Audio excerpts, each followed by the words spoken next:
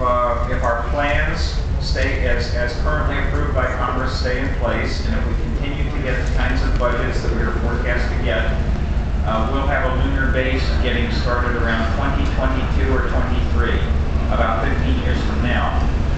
And of course, you will be just the right age to have gotten through school and doing the things to sort of qualify yourself to become an astronaut and do a tour of duty on the base. So that's something to look forward to in the future.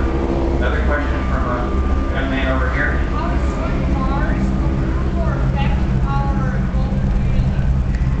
How does going to Mars improve or even affect our global community? That's a great question.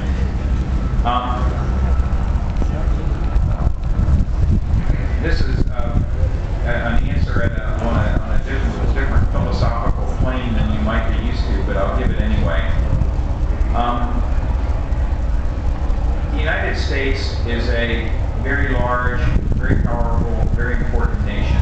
It's, along with a few others like China, Russia, today Western Europe as a society, it's one of the nations which, to the extent that it can be controlled, really controls the destiny of the human future for quite some time to come. Now, the nations of the world, the various large and important nations of the world, are not all united in their views of different issues. There are many things which divide us. The United States in particular, as the world's most powerful nation, has to do many things that cause others to be unhappy with us. We need to do those things. We can't conduct our actions according to a popularity contest.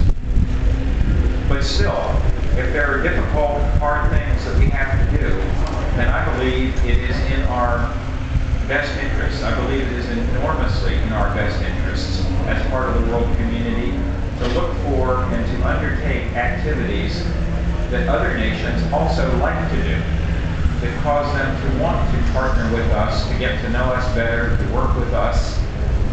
And it's all the better if it's an activity in which the United States can exercise a leadership role. So when we look at the vast range of things that our society undertakes, even around the world, space exploration is one of those things that excites everybody everywhere. Everywhere I go, and I go a lot of places these days, I encounter people who are just thrilled and excited by space exploration and they want to be a part of it. I believe it is enormously beneficial to the United States to be a leader and to be seen to be a leader in an activity which is inherently peaceful, which is inherently exciting, and in which everybody else wants to join with us to do, because we're the best at it. So that's the role that I think things like voyages to Mars have in unifying our global society. Well, then how would it affect our planet environmentally? Going to Mars has nothing to do with affecting our planet environmentally. It's a different thing. I mean, we do a lot in the space program for the environment and all of the data that people argue about concerning climate change and global warming and all of the research that is done to figure out what is going on with the climate, one way or another. Almost all of that comes from NASA, but that's a different piece of NASA. It has nothing to do with going to Mars. Going to Mars is an activity on a much higher plane. In the back, cowboy hat. You. Thanks. So, sort of the spirit of the AirVenture-built aircraft, the class of AirVenture-built satellites, CubeSats and AeroSats, which are launched as secondaries with primary satellites. What do you see NASA's role in supporting and maybe providing launch opportunities for university-class, student-built satellites? The question was, is there an opportunity for NASA as a secondary payload to launch university or student-built satellites? We have had in the past fairly significant programs to launch student payloads on satellites or things like that, and I'm sure we'll do it again. I'm certain of it.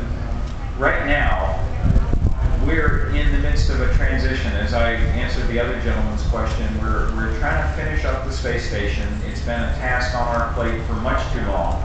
It has suffered, the space station program has suffered from, frankly, whipsaws in policy direction at the national level. We're close to finishing it. We need to finish it. We're trying to retire the shuttle, and we're trying to build systems to replace it. Our plate is full.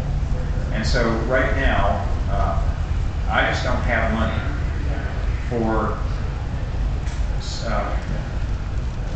student scientific satellite, small satellite programs in addition to those that we're already carrying out. We will again, but I just don't have it right now. Toward the back in the red shirt. What's plan B if you don't get the money? Have you gone or have you... Plan B for what?